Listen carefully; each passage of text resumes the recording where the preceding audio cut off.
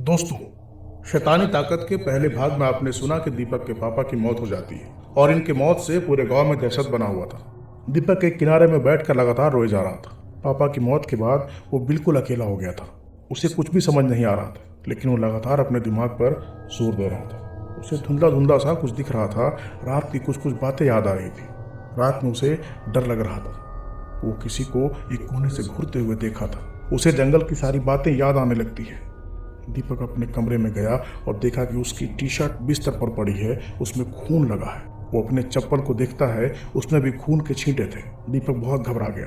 वो सोचने लगा था कि उसके पापा की मौत का जिम्मेदार कहीं ना कहीं वो ही है, लेकिन किस तरह से और क्यों, ये समझ नहीं आ रहा था। इधर लोगों में अजीब सा डर फैल गया।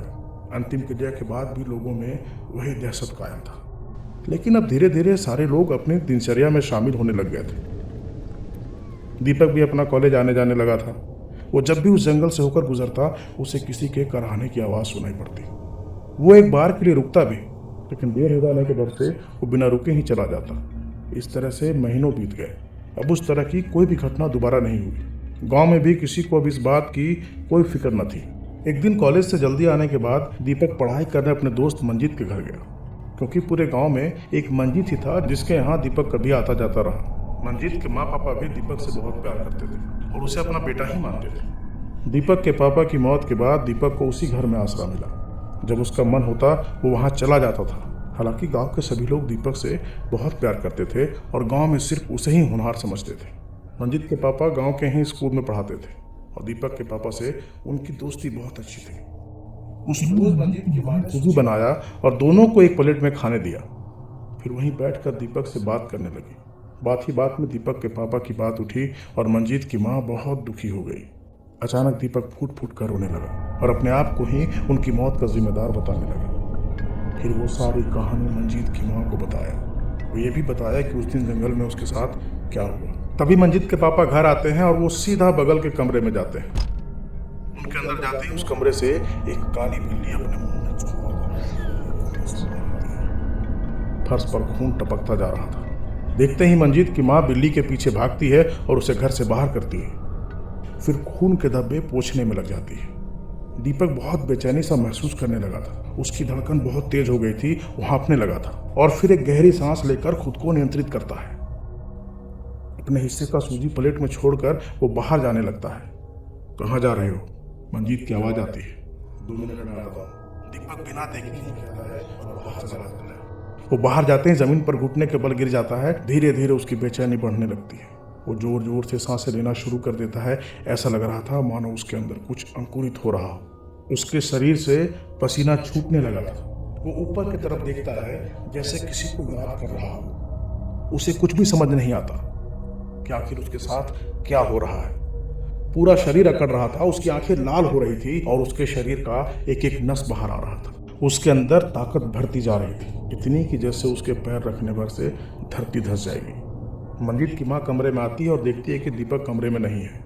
वो मंजीत से दीपक के बारे में पूछती है और फिर दीपक को बुलाने बाहर की ओर आती है। शाम हो चुकी थी, चारों तरफ से अंधेरा घिर रहा था। हवाएं शोर कर रही थी और बादल जैसे सिसक सिसक के रो रहा हो। दीपक दरवाजे से दूर सड़क के बाहर बैठा हुआ दिख रहा था। मंजीत की माँ थोड़ा पास आती है और देखती है कि सामने एक बकरी है जिसका पीठ बीचों बीच फटा है। बकरी जैसे सूख गई थी, मानो उसके अंदर खून ही नहीं हो। और दीपक बकरी की माँ से मंजीत की माँ दीपक को आवाज दी। दीपक! दीपक तेजी से पीछे की तरफ मुड़ा। दीपक को देखते ही मंजीत की माँ जोर से चिल्लाई। आवाज सुनकर मंजीत और उसके पापा दौड़कर घर से बाहर आ गए थे। दीपक को देखकर उसके पापा भी हैरान थे। वो घबराने लग गए। दीपक बहुत भयावह दिख रहा था। उसकी आंखें बड़ी बड़ी थी, जैसे उन बड़े बड़े आंखों में खून भरे हो। शरीर अकड़ा हुआ, गर्दन टेढ़ी और माथे पर जानवरों जैसे बड़े बड़े सींग थे। मंजीत की मम्मी दौड़कर अपने दरवाजे तक आई। वो बहुत डर गई थी। उसके पापा मंजीत को तुरंत अपने पीछे कर लिए। मंजीत की माँ कांपने लगी थी।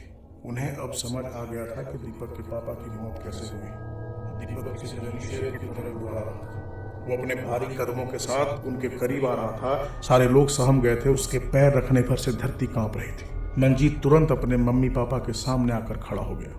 दीपक रुक गया और फिर तेजी से मुड़कर एक छलांग में घर को पार कर गया। वो जंगल की तरफ मुड़ गया था। दूसरे दिन शाम होने को थी, मंजीत के पापा सब्जी लाने के लिए गांव के ही बाजार गए थे। उन्होंने देखा कि बाजार में एक जगह बहुत भीड़ लगी है।